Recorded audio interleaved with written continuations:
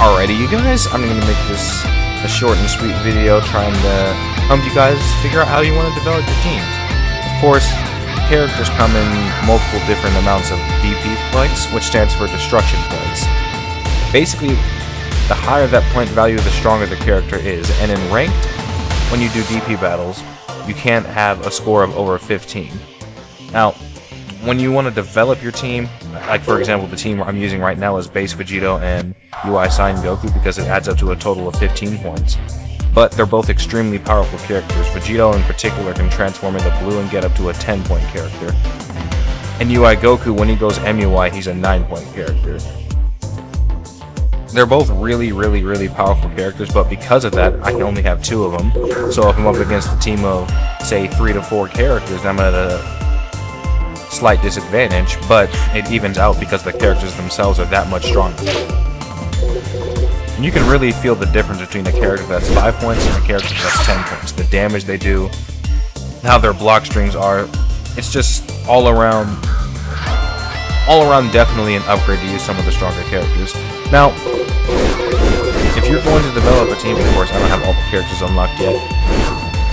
If you're going to be like me, I would recommend doing a 7 and 8 mix, just a couple of characters that are really strong, so that even if you do go up against teams that are larger, you'll be in a pretty even standing, because like if you take a look at the Ginyu Force, 2, 3, 3, and 4, that adds up to a total of 15, so if you wanted to, you could play the entire Ginyu Force.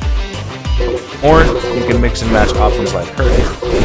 But some of these weaker characters, they have stuff that makes them artificially stronger, like Yajirobe. Yajirobe has the Senzu beans. This is basically just a full heal. So that can really help you if you're trying to like time somebody out, or just having 5 characters on your team at once can help you time somebody out too. Or you can just end up beating the brakes off them if you're just like that. Who knows? But basically the gist of it is, take a look at the amount of points that the characters cost. Make sure you have a team that is well balanced. Like for example, I'm going to give an example of a team that I think would be a good idea for people to run. Yes! Goku Super.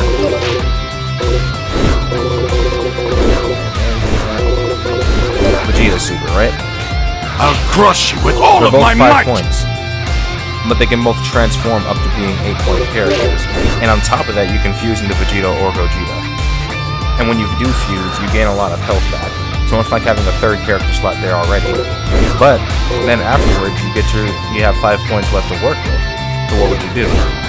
Now, me, I might do something like run Goten or Kid Goku. Or is Goten a 3-point character? I think Goten is 4 points actually. Where is he? Yeah, Goten's 4 points. Okay, so we can't run him, but I can do, for all my Krillin mains out there, I would do something like Krillin. Looks like it's my turn! And then Yajirobe. Oh man! Because then I have 4 characters, but then I have these 2 guys who can fuse together into a 10-point character, Gogeta or Vegeta. It's kind of like having a 5th character. Because you gain so much health back, it's essentially like having a whole other character on your team. Now you do have like less health when you do fuse, depending on the health of these 2 characters when you actually do fuse.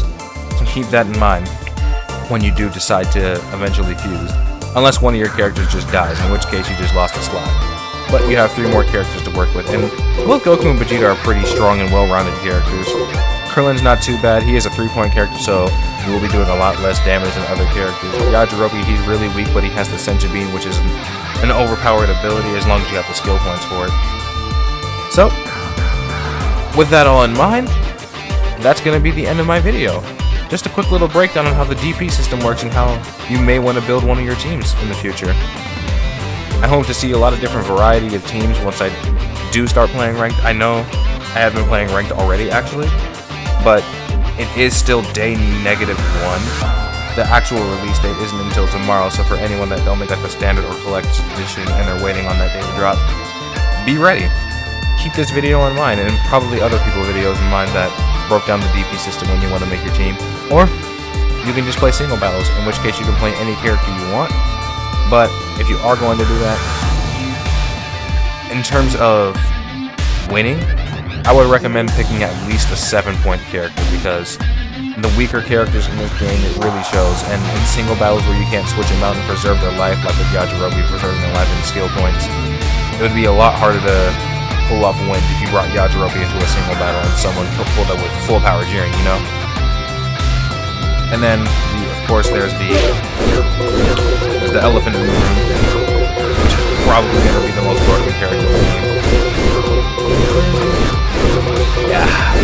Yeah, this guy.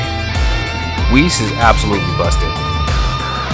But I'm going to call it right there. That'll be the end of my video. Thank you guys for watching, and I'll see you in the next one.